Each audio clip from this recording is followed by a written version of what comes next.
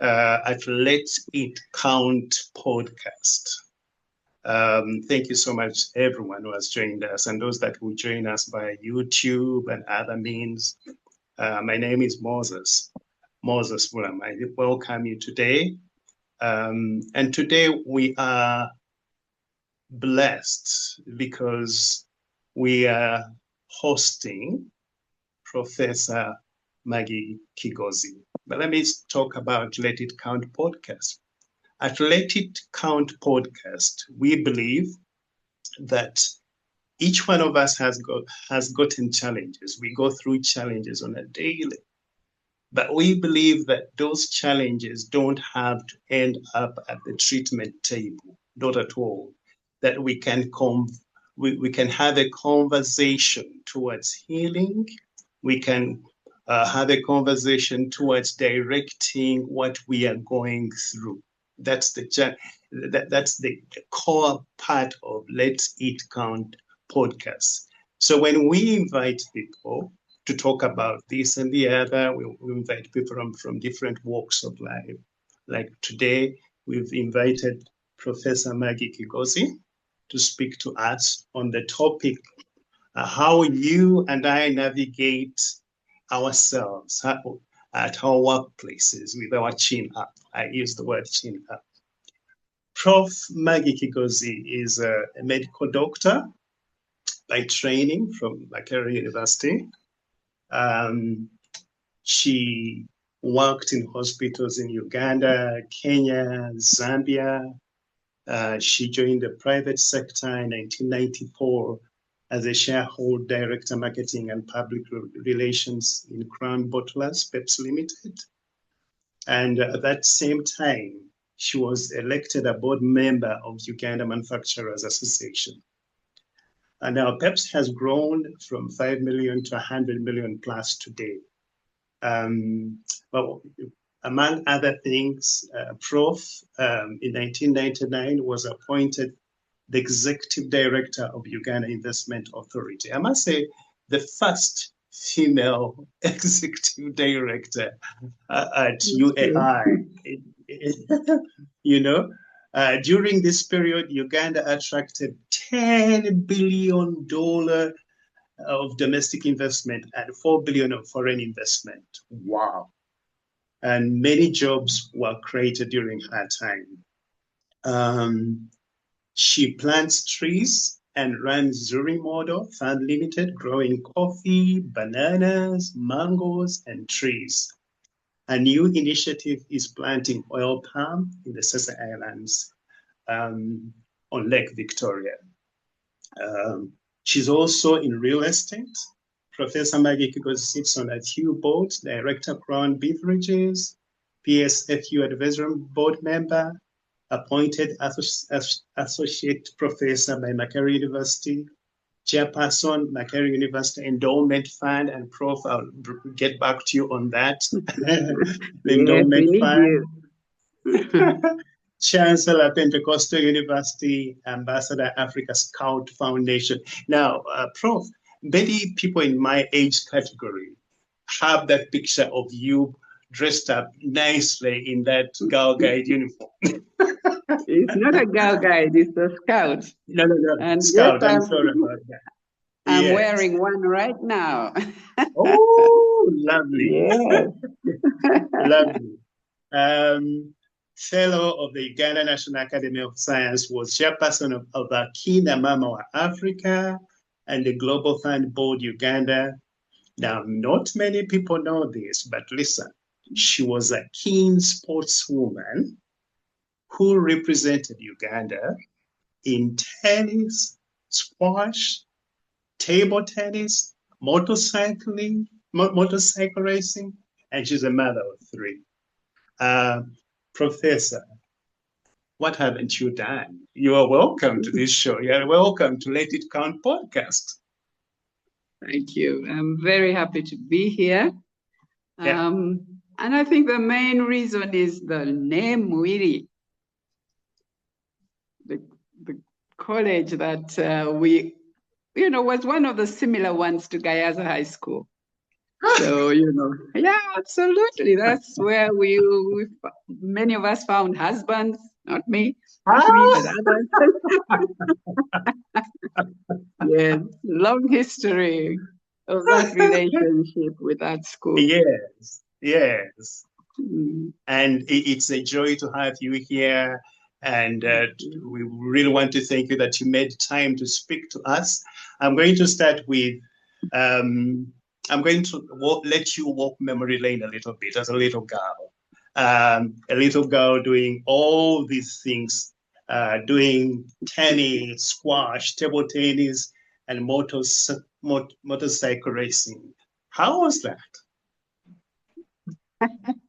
Yes, I think seriously, sports started at Gayaza High School, where we Yeah. had great teacher, Miss Cutler, sports teacher, who found us absolutely the best coaches in the country. So, Mm-hmm. as young people and having a very good coach, you're already way above everybody else. So yes, we were great. And I think we owe Mm-hmm. a lot to Gaia. I was in Aga Khan Primary School as well, where we do some running, we do some netball, we play netball against other schools. So yes, it did start a bit early, but I think it comes from the family. My Yeah. mother played football for the local team in Whoa. Masaka. Yes, Whoa. my I've been uncle thinking over. foot, I've been thinking football started 20 years back, and then now we hear this. Well, I think if you wanted it, you would find it. But her brother was very good. He was in the national team, and yeah. So our sports runs back families for many many years. And my Mm. brothers, whoa, yes, I think everybody has heard of. Well, maybe not you, the young generation. My brothers were motorcycle riders. It's Yes, Paddy there were. Blake, it's Yes, there were. Arthur Blake. Yes, there were. But the Arthur that you know is my nephew. But my Okay. brother is the one who Okay. kickstarted this. And Okay. so we were in that. So sports has always been a part of our family. My father swam. He was at Budo. He swam Mm. and played every game that was there as well. So yeah, it was a family thing. Yeah. Mm. Mm. I read 2 days back about you graduated in 1975, was that? At Makerere 76. University? Yes. 76. Yes. And what I read then was that you were a very good pediatrician. Is that right? Yes. For many years, I worked with children, Mm, but not in Uganda. mm, Uh, this was the time of the chaos in Uganda. mm, So we actually had to leave the country. Because my husband had to leave the country. I just followed. And when he left, we worked in Zambia for 3 years. Tried to mm, come back for that 1 year of Yusuf Lule. My husband was mm, invited back to run the brewery as managing director. So we came back. He came back. mhm. But very soon that ended, as you're aware. It only lasted 1 year Yeah. as president. And so soon after, I saw my husband coming back. Then we worked in Kenya for 6 years. Mm, Uh, I tried to help work with the outside wing of the NRA. mm. My husband did. I was looking after my babies. I then had two and then later three children. So then we came back in 1986 with the NRA. Yes, yes. Yeah. Um, And my husband was appointed immediately as the Minister for Work. mhm, And we lived in Entebbe for the next 5 years until the end of mm, that first term, mm, mm, when he dropped out and went back to business. Yeah. mhm, mhm. So that was a difficult time for us.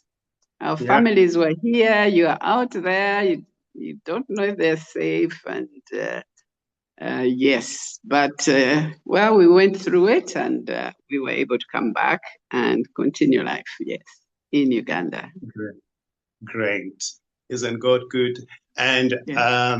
your CV, Prof, you have, what would I say? In the movie world, they will say you've seen it all, you've done it all. Yes. So you are the right person to talk Yes. to us, about navigating your space, your workspace with your head up.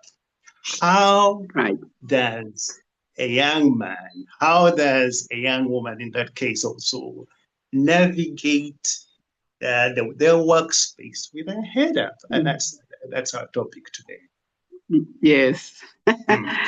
Yes, difficult topic and difficult to maintain it up there. Mm-hmm. But yes, there are some key things that you need to do in the workspace. And I Mm-hmm. think for me, the most important one, do you know what you're supposed to be doing? I know, like, first of all, I was a doctor. I was trained as a doctor. So I knew that. I knew that very well. That's my education was all about that. And I worked as a doctor for 17 years in many different countries and institutions. And yes, I was able to hold my head up. Makerere, of course, wonderful university, gave us a great grounding. We had great lecturers. Um, I must say I wasn't the best student because I was always torn between going to the tennis court and attending the lectures kind of thing. But yes, even with that weakness on my part, I was a good doctor, and yes, I love children, so that was easy for me. And they get better so quickly. They're so encouraging, you know. A child comes in and just looks as though it's at death's door. 2 hours later, one drip, one injection, and she's up and running and laughing. So that's the beauty of our job. You see your results straight away, and you feel good. Yes. So that was my medical practice in very different areas. So yeah, Uganda, of course, at that time was difficult. We lacked drugs. This was the Amin era when I was at school. And maybe of interest was we went on, can you believe it? We went on strike, idiots that we are. We were we were interns, you know, that 1 year. Yeah. And we were, So yes. just hold it, Prof. So Yes. this intern thing of going on to strikes hasn't just begun. No. And this was Idi Amin. I mean, we went on strike because our salary was too low. And he actually came to address us. He came to the Arthur Davidson Hall, and we chatted. We told him our problems. He listened. And yeah, he said, no, they should be better paid. They work so hard, which is true. Interns are the ones who keep the hospital running. We are there all night, and we're the ones who are there in a day-to-day. The other doctors come in and out, the seniors. So he actually did not spend too much time disagreeing with us. He said, give them better, pay them better. And there we were, paid better. Was there a sense that by telling him the truth, you will get in trouble? I think it was, he had been in office for long, so of course we had heard the stories. We had heard, you know, like the Archbishop. We knew what was happening. So I think it was. Now I cannot imagine what we were thinking. But youth is something else. I would not dare at my age and knowing him and who he was to do any such thing. But yeah, we did it. And got away with it. We did. We got away with it. We got better salaries. And that was good for all the people who followed us. They were better paid. Not that well paid, but better paid. For working, like we work 24 hours. every day, and maybe even 36 hours at a stretch. Wow. That's what Wow. interns do. It's very good training for us, for our futures, but it's really hard work. Mm. So your point there is, do you know what you are doing in navigating your workspace with your head up? Number one, do you know what you are doing? Exactly. And so for me, it's not only the medical field where Makerere put me in good stead. And with that certificate from Makerere University, when my husband had to leave, I didn't have to leave, but I just followed my husband to Mozambique. I walked into the Ministry of Health, up the stairs with my certificate, showed it to them, and first a job. Africa didn't have many universities. I think there were 3. And, and most of the doctors in Zambia, a lot of them had actually graduated from Makerere. So they're very happy to see an OG. And they're, jobs plentiful. Where do you want to work? So that was the first job that was made possible by my graduate degree. So learning. And why I say learning is there, yes, I was trained. I had the necessary knowledge for that particular job. But everything else you read out after that, I didn't know. I didn't know. So I had to go out to learn. You can learn anything, So my first one was, finding myself landed in Crown Beverages, Crown Bottlers. We were producing Pepsi when my husband passed. And he had left a will, maybe. I always like to harp on this one a little bit because I know you guys listening to this podcast, no one has a will.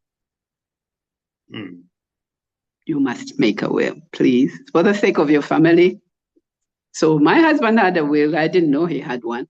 And I walk into Pepsi, hanging onto this will, to his 2 partners who were left behind, and say, well, I'm here.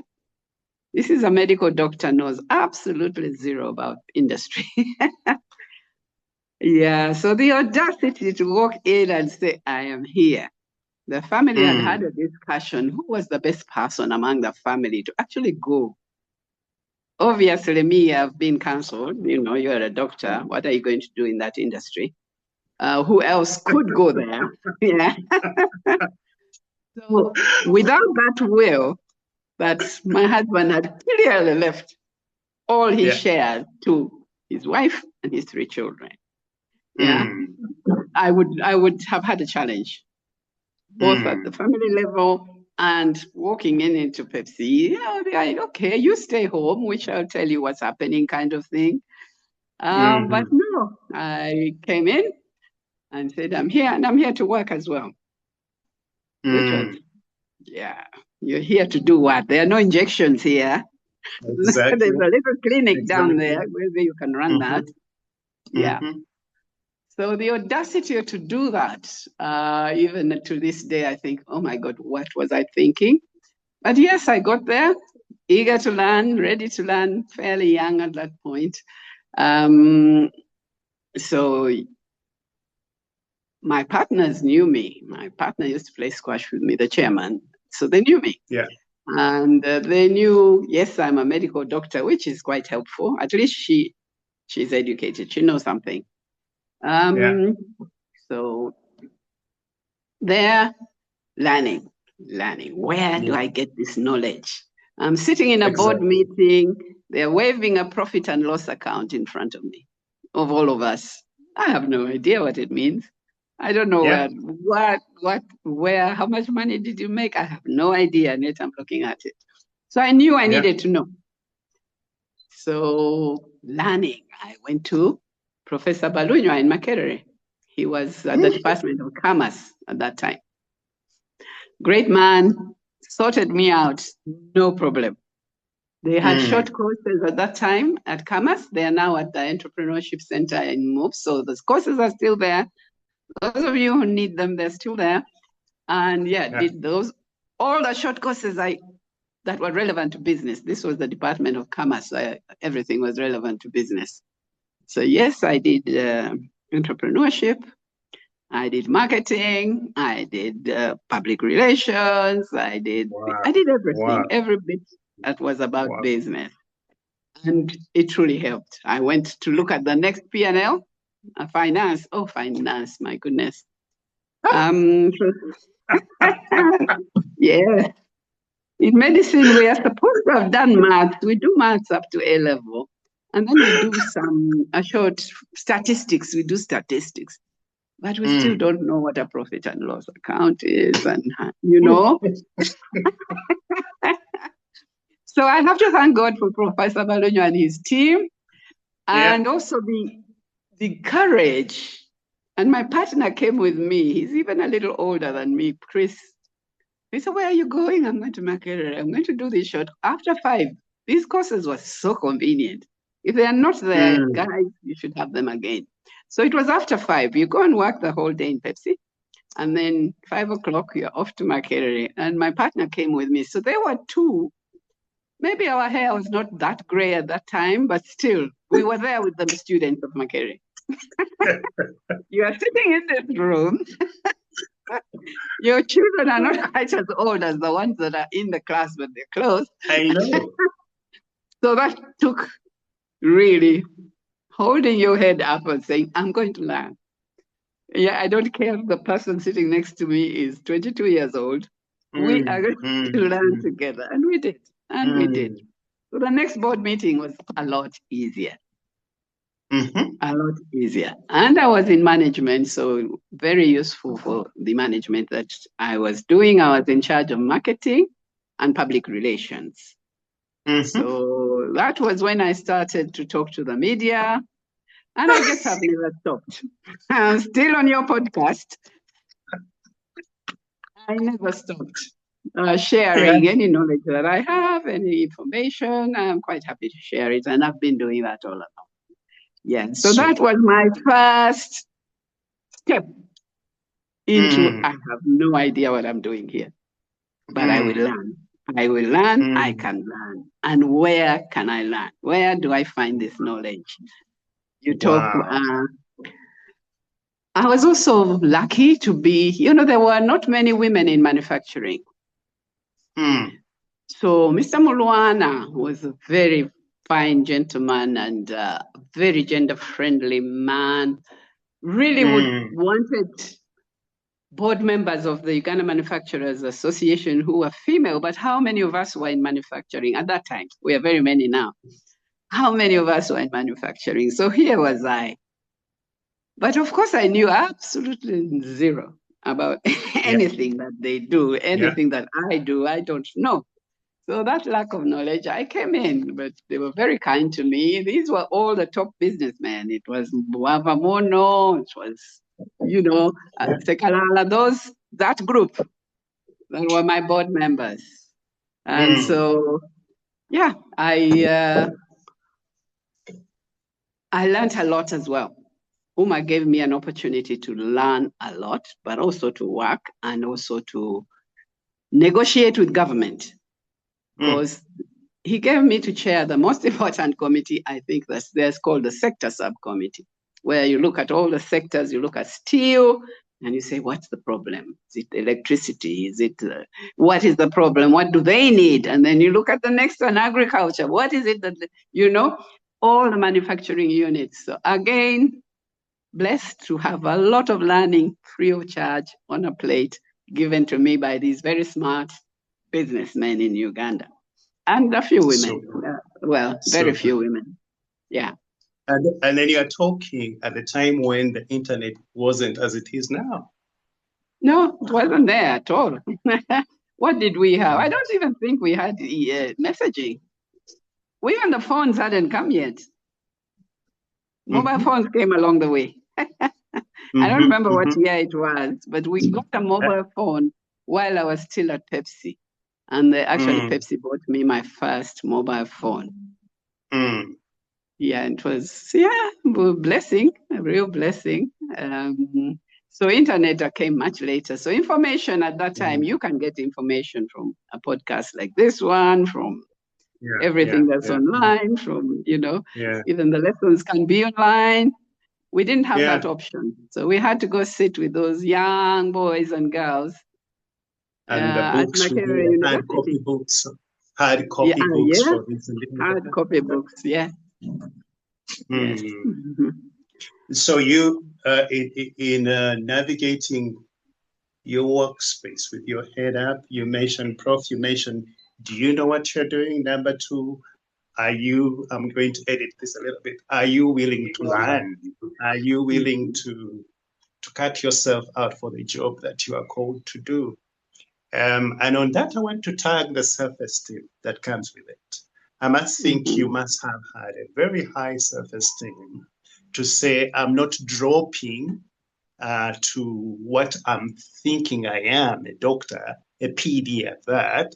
I should be working with children, but I'm dropping all that so that I learn a new phase in my life. Kind of like new marching orders in your life, professional life. Yeah. Very true. Very, very true. Also, medicine at that particular point in time was the beginning of HIV/AIDS. And that was a disaster. You have only seen COVID. We saw HIV/AIDS come in, kill our patients. And I'm a doctor. I'm supposed to make patients better. But I have no answer. They are dying. So that was me running the clinic and at Parliament, where, and Parliament, I used to treat the members of Parliament and ministers and all those, then the secretaries who work in there. But the worst two groups that I had to treat as far as HIV was concerned were the drivers. When a huge group goes with the president, a number of cars are driven by so many drivers, and they go off to a place like, say, Gulu. And same thing with the security guards. So I was treating the senior officers of Parliament, of the army, but also the ones who work in that particular, State House, those ones. And really, because of that traveling, HIV/AIDS, it follows the travels, doesn't it? My patients were getting sick. They were dying. You did not want to be working as a doctor in a place like that. And that was HIV/AIDS new. Nobody knows what it is.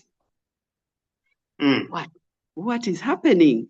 Is it magic? Is it black kuloga, in our traditional language? What is happening to these people?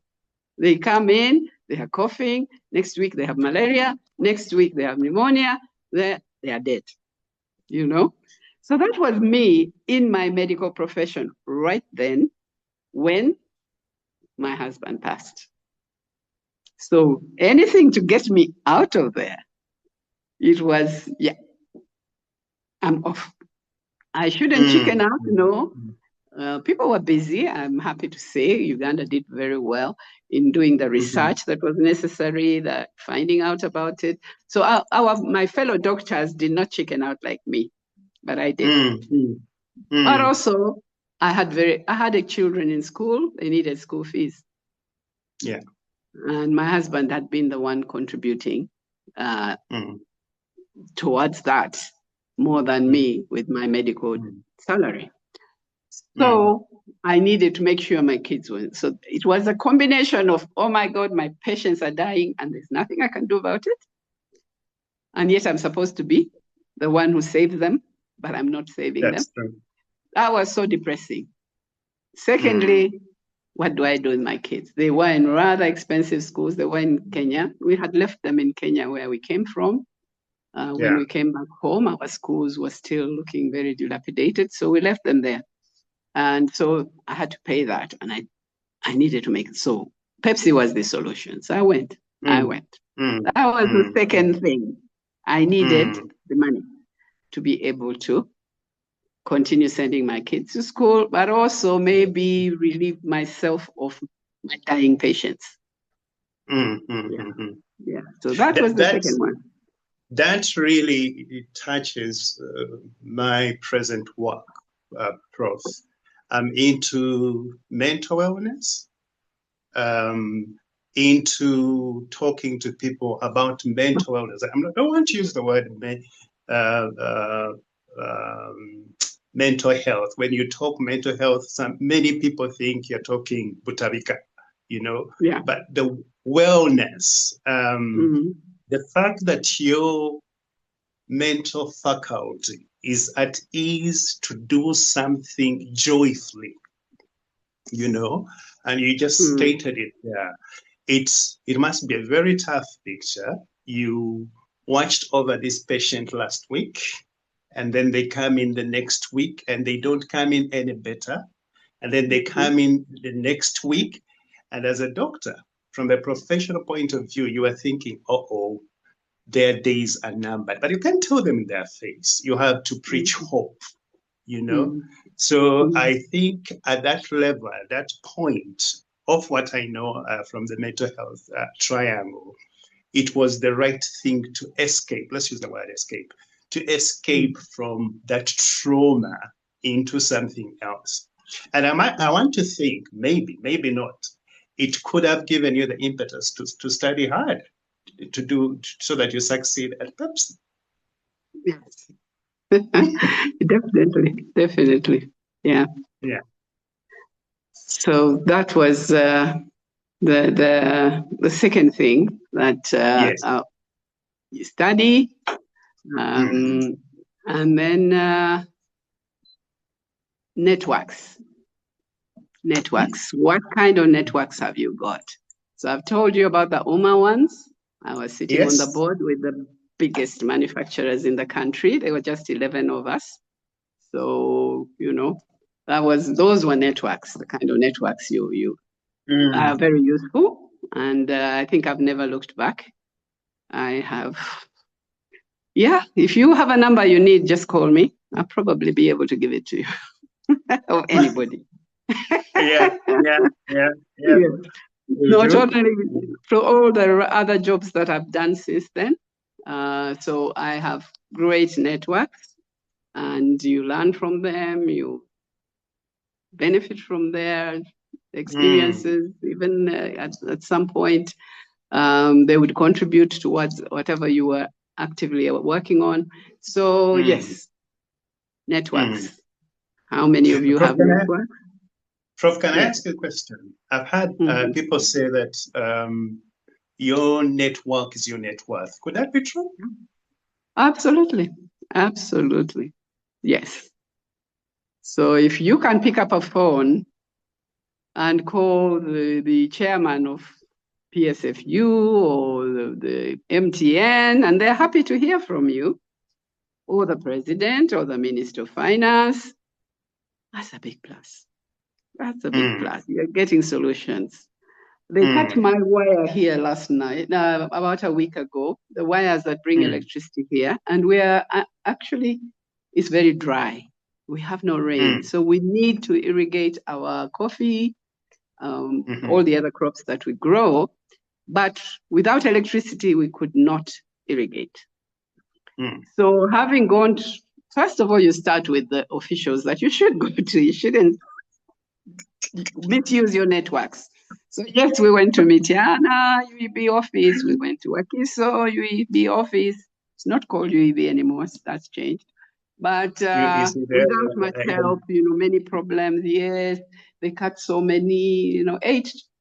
I don't know what they do. I think they sell the wires. So they just came and cut off like 8 poles down here. Ooh. Yes. So what we did. Yes, I called my brother-in-law, who used to work for Umimi, and he's a Mwiri boy. He's probably listening. Robert. Yes. So Robert is my cousin. Yes, Chisubi. So I said, Robert, can you help me? I need to talk to whoever it is who can save my crops. This is disaster. It's not a joke. Yeah. So yeah, he gives me a name, lovely lady from Gayaza High School. It's networks. Don't forget the networks. So I talked to Mrs. Rakakoko she's in charge of the department in UEB. And yes, the next day people were here. And yes, I saw. Yes, networks. They work. But then when you talk about networks, remember you deliver as well. Oh, yeah. It's not always a one side story.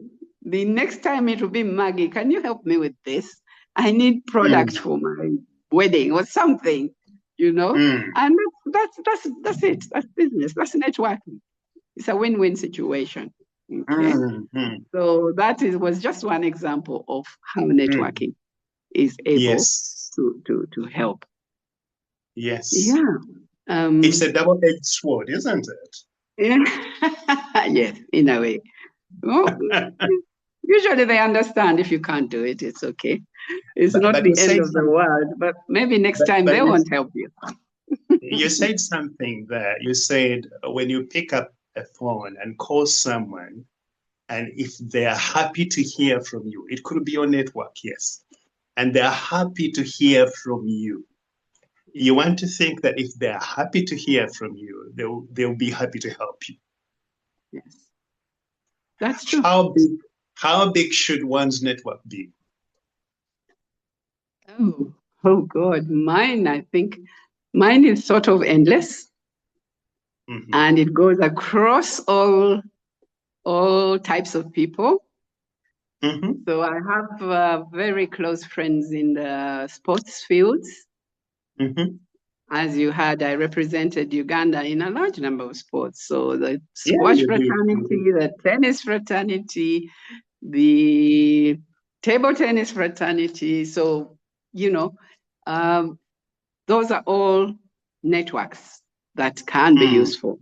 And where the people who sit in Kampala Club, if you ever get to look at them, they are the managers of the banks. They are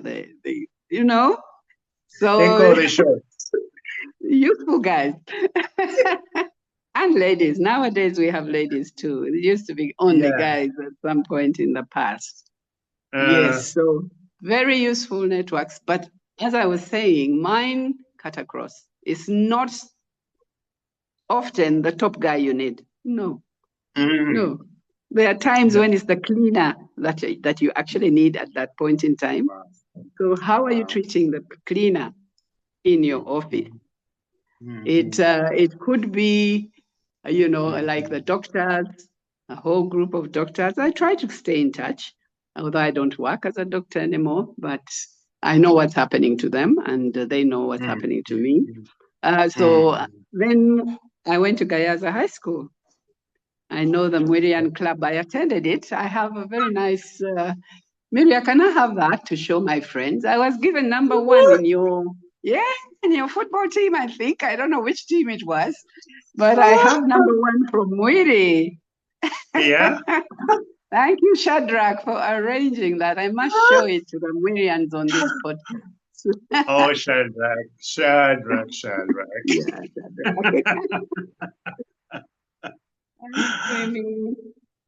So that is lovely. Number one. An advert, but I was number one.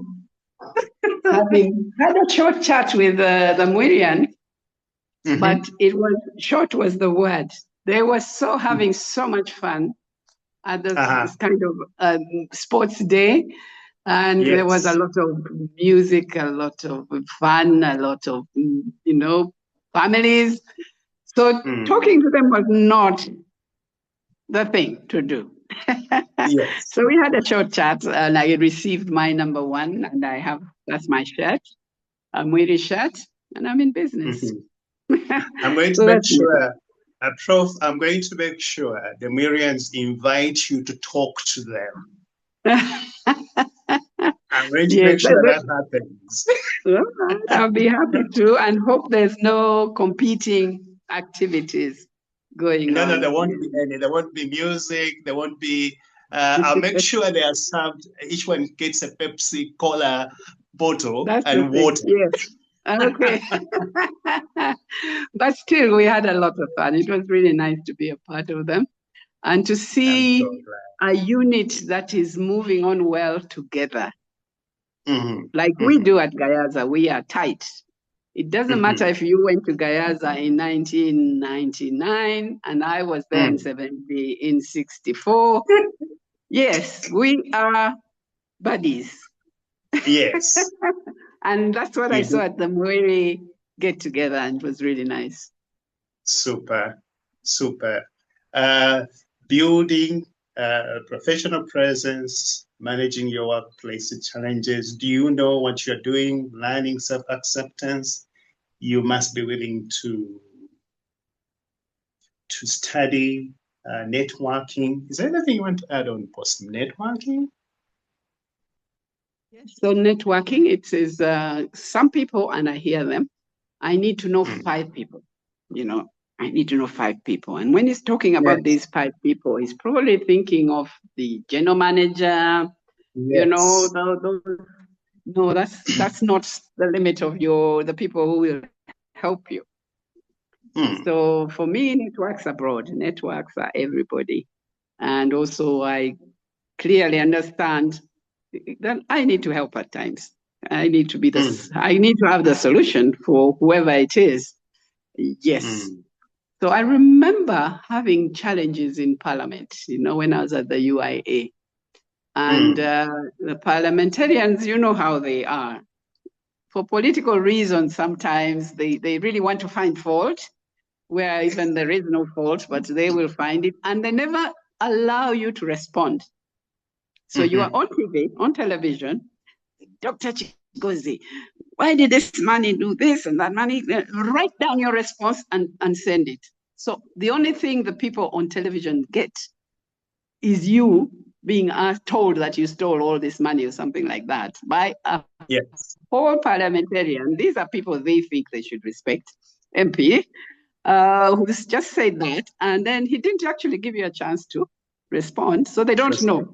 They probably go away thinking, oh, wow, Maggie's been doing that, But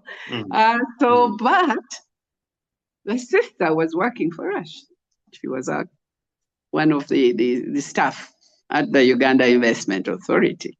And she could, go and say, you know what, this is the truth, and, don't do that.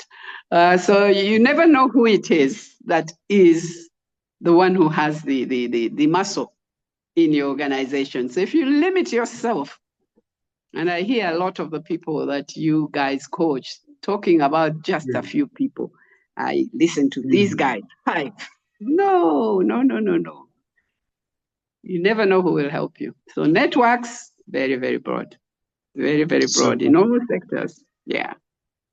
Super. Prof, we have 10 minutes, and I'm going to put you on the spotlight on these things. One, I would like you to talk to a girl, a teenager, who is looking for, asking themselves hard questions. What am I going to do? How will I do it? But then you have that girl, young woman at university, at college, and so on. They could be asking the same question. They could be going through education fine, but then the same questions come along. And then after that level, you have a young lady, maybe the phrase presently is single mother and so on, and she's going into motherhood. But she could be asking the same questions that were asked by the teenager, asked by the young girl, only that these questions are asked differently. I would like you, because this is the best part, you have been places, you have done so much, you're still doing so much, but I think you're in a better position to talk to that young girl young woman and young mother about life, holding their heads up in spite of it all. Okay, that's a big question. And as you said, we have little time, so let me be brief. And that's what I do. I became a feminist about 20 years ago. Before that, I had 4 brothers. I grew up with only 4 brothers, no sisters. So I never knew girls had problems because my brothers always sorted me out. But later on, when it suddenly dawned on me, gender-based violence, early pregnancy, children getting pregnant, some of my Gayaza girlfriends invited me for an event, and I thought, oh my God, is that what my fellow women pass through? I have been privileged, I guess, all my life, and I've been looked after. I had a family. They were not very rich, but they were okay. Went to good schools, went to Makerere. At a time when Makerere actually sponsored everything. We didn't have to pay anything. And even gave us boom on top of sponsoring everything. So really one of the privileged, I must say. So for me, I had never seen this. I chose my man. I didn't get him from Mweri. I got him from Budo. Married engineer Kigozi, and yeah, nice kids, nice everything, apart from having to leave the country. So as a young girl, I did not see these things. I did not. And the girls at Gayaza are also probably a little bit the privileged class. We were still not seeing the suffering that goes on at other levels. So it took me a long time. It was these girls getting me to attend Africa Women Development Fund event. I became a feminist overnight. My girls are not suffering on my watch. Yeah. If I can do anything, I will do it. Yes. Since then, I've never looked back. I was honored to actually chair Akina Mama Africa, which is the top organization in Africa that supports women. And that's where fellow women are helping one another. We are helping the young girls. We are fighting for the laws, the rights. The SDGs are now so gender friendly because we were there. We were in America when they were passed, and we made sure always gender was on the table. So we did a lot of work on laws, on legislations, in our own government, in international governments, and changed. I want to think we made a difference. Having UPE is the other one. That's the number 2. UPE, USE. Do you know how many girls used to go to school in our time? I think in medical school, we had 110 in my class, and only 10 of us were girls. 100 were boys. And now it's different. In Makerere, 54% graduate, 52% are girls. So that was a war. That was a war, and we needed to fight it. And it was, I'm not saying I did it alone. No, the women together in all their various positions, we fight for one another. And so that we don't stop. We don't stop. There's still a lot to be done. You talked about the single mothers. You talked about those poor women, maybe we didn't get that. Even the free education, they don't have access to. They haven't gone for it. So they've missed out on that. And how do we change that? So again, we come in later to give them a skill. So skilling is ongoing. They can do hair. You don't have to be that educated to do hair.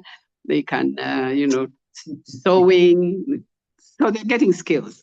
We're working towards those that were left out, even of the universal education, going in for skilling. And then you can look after your single mother. What you need is money in your pocket. That's what I keep on saying to the ladies who want to marry rich men. Forget the rich men. The rich man will be there. Mine was there. He was rich, but he left. Not by choice. He did leave. Others leave by choice, whatever. So make your own money. How do you do that? Those skills we are talking about, and they're free. Government has them all over the place. Find them. They're up there at Kololo teaching you how to make cakes. You know, go for that so that you can make your own money and be able to look after your own children. As I told you, my choice between medicine and Pepsi was so clear, only because I had 3 children. I could eat off my medical salary, but I could not afford my 3 children. So being a single mother gives you additional pressures. And to address them, you need to find a job. So go and get a skill. Go and get a skill if you haven't got one already. And then start your business. How do you start a business? You may need to learn. Like I did, I went to Professor Balonyo and I learned. So you may need to go and do Enterprise Uganda and partake in We Habitat Moves, still, you know, and those courses. So to the women, that's one of the solutions. Of course, finding a good husband and, you know, having a good family, that is ideal. That's what we all want, but we don't all get it. We don't all get it. Yeah. Thank you so much, Prof. I'm just going to go through what you said. When we started, you said, you asked, do you know what you are doing? And then you told us, learn self-acceptance. Self-acceptance, that's what I wrote here. You must make a will. You emphasize this, and that was awesome. You must make a will because, and you've just said it, we don't know for how long we are here. And tomorrow will be gone, the other day will be gone. You must make a will. You must, networks. You talked about networks. What do you have? Who do you know? How do you know them? And then I like the fact that you said it's not the top of the pyramid that makes sense. Even the lower people at the pyramid make a lot of sense in networking.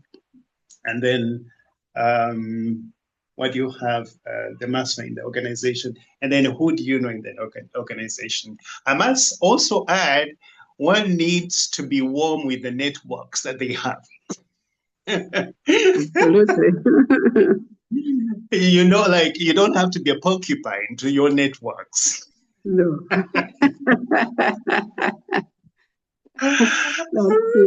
You don't have to be a porcupine. Now, Prof, my age group, and this is for the Miriam, the Miriams that you've been talking about.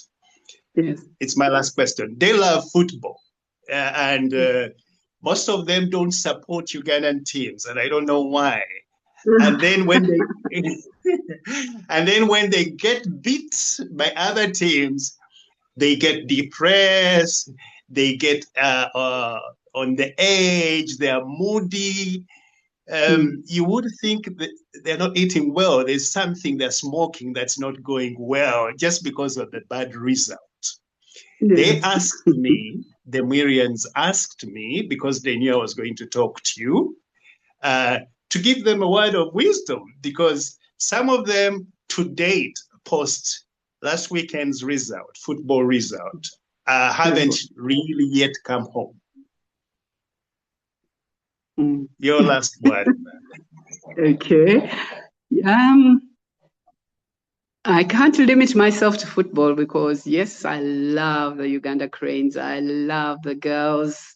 And for me, I am so patriotic. There's no way I want Arsenal to beat Uganda Cranes. How?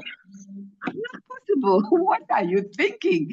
Just because you love Arsenal when they beat all those other ones, you want them to beat the Uganda Cranes? No. And we're coming. So the good news, our team is getting stronger and stronger. So very soon you'll have the Uganda Cranes in there hustling with Arsenal and whoever, and maybe even beating them. That would be my dream, my hope. But yes, sports is such an engaging thing. It is. Tennis, you love this one. Unfortunately, when you've lived as long as I have, you've lived through loving Boris Becker, and then you go on to the next one. Then you go on to the next one, and then they retire. And then now there are these little boys I've been looking at and thinking, okay, now I need to choose between These two, and I'm not too sure now. So, you know, it will be a generational thing. I think they will not forever be depressed because their teams lost, because the team also changes. It's got different people. I was seeing Senegal, Sadio Mane. Oh my goodness, he was such a star. He was such a star. Brought the team back, and they won. Yeah. Wow! They beat Morocco, the host. That was something. So yes, that was very exciting, and I love what I see with the Ugandans when they are watching the cranes. Yeah. We take over the stadium. We dance. We sing. We wear our suits and we are men. The girls wear whatever they want to wear. And we are dancing and we are screaming. And so that's what football can bring, the patriotism to you, which the politics maybe sometimes fails to get us, you know? So once you've been screaming and yelling for the Uganda cranes, you don't come back home and then say Uganda is rubbish. Uganda, you know, the kinds of things people say that are so negative about us. You know, this election, for example, you know, there are two sides to that election, you know. It's over, it's done with, we are moving on. Some people are happy, we still have our security, we can still go and do our businesses, nobody's going to rampage all over us. There are some advantages to what happened. There are those who wanted change, just change. So that didn't happen. That didn't happen. And that's life. That's life. So there's another election in 5 years' time. Plan. Begin to do something. They should be ready then. They should be ready, those who really, really want change. Yeah. Okay. Prof, you say presently you are into planting trees and running the Zuri model farm, growing coffee, bananas, mangoes, and trees. And a new initiative is planting oil palm in the Sese Island and Lake Victoria. This is a passion here. Farming. You know, my generation, how we looked at farming. It's not something we did. It's not something we wanted to do. That was for the who?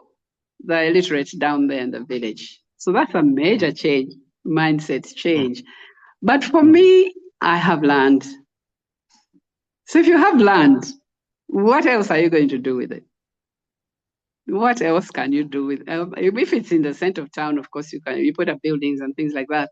But you have this rural land that maybe you've inherited. It is on high demand. Squatters, what they call squatters, are taking it. They are moving onto your land and they will not budge because the law allows them to be there. So what are you going to do? Nobody wants to buy it. If they want to buy it, they want to give you 3 million per acre. So they're not going. And yet it should be high value land, and it will be in the future. So for me, trees were the solution. When I was too busy, trees, for you guys who are working, I know I can see you, yourself, and the people with you are young. So you don't have the time. You have this daytime job like I did. I was at the UIA when I suddenly inherited, soon after I inherited these pieces of land. So what do? You plant trees. Trees will be there. I'm looking at mine right now. They're about 16 years old, pine. And they're going to be bought at 200,000 for one. Calculate and see how rich I'm going to be. You are going to be a very rich person. I need to be in your network. You're going to say I had to wait 16 years, but wait 16 years, what would I have been doing with this land? I was too busy. I was working 8 to whatever, days away. So trees are a solution for those of you who are busy. You know, keep your land. They are value eventually. They won't give you value today. So if you want it today, then that's another matter. You plant something else. But other things need to look after. Trees, you just put them there. They require very little. Yeah, so that's trees to keep your land. Then I retired from Uganda Investment Authority. Yes, I am a board member, a shareholder of Pepsi, but that's at board level. It's not, at the beginning I used to work. I used to work 8 to 5 every day as marketing director. But now we have good managers. So we chill, right? So you have time. Yeah. Now they've learned. So what can I plant? I've been experimenting. Things have been failing. But I think settling down now to what works. So yes, I'm a farmer, and I love living on the farm. I live on the farm. Out of that Kampala mess, those cars, those horns, those visitors, we are here. It's peaceful, it's quiet. And my crops are growing. I eat great food. Yeah, you're growing your own food. You can grow anything here, anything. Yeah. So that's it. If you have pieces of land, and many of us do, your fathers who saved their land just to leave it for you, and then you go and sell it. Don't do that. What can you do with it? Start off with the trees as you get more time, and then you can begin to look at agriculture and what it is you can plant and make money. Yeah. And the trees will give you the initial capital you need to start that other now business that will keep you busy. As when you're my age, you still want to work. You still want to do something. Yeah. Thank you so much, Prof. What's your current read? What are you reading presently? Oh, what books? Books. I happen to be invited by a large number. I think December was the month when everybody launched their book. I actually have 4 new books that I was the one who went to launch them. So really, I must read them. So yes, Asmahani Saad has written something about her journey. She's a lawyer, written something, and I really want to know because it resonates very much with my journey. So that's the one that I am reading right now. But I have another 3. Do you love music? I know Navio does music. I shouldn't even be asking this, but music? Yes, I love music. You talked about Navio, and that's hip hop. Yeah. So it would not be my first choice of music as me. I prefer the Lionel Richie, nice soft music. But of course, we support Danny with all our might. And I know Shadrach is there pushing him along. Yeah, he had a marvelous concert. I hope you went, Amos. Otherwise, Shadrach will kill you if you didn't go. Shadrach has been so quiet lately, but I will catch up on that. Okay. Yes. So yes, I love music, and Ugandan music as well. I love our ladies and gentlemen who are singing some good tunes for us. Yes. Prof, you have given us a lot of wisdom in this 1 hour, and we are blessed. I'm going to follow up on my request that you come and address the Miriams. I will do that with Shadrach. We'll find a way to get you.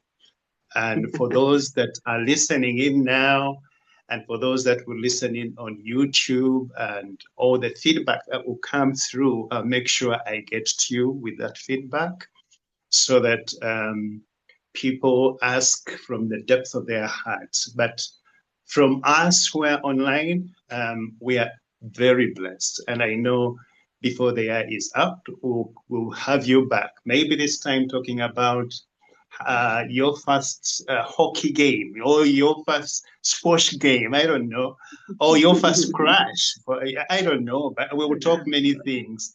It will be spread today for your information.